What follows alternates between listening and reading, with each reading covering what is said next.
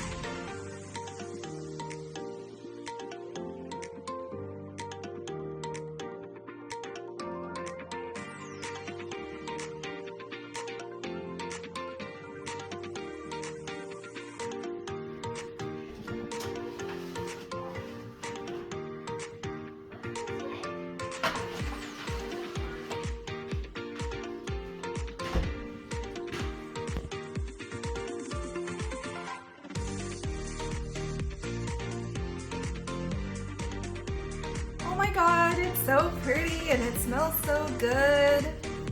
I'm really excited for this. Beef, potatoes, I don't know.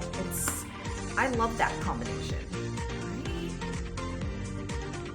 And then the carrots in it almost makes it feel like it's healthy.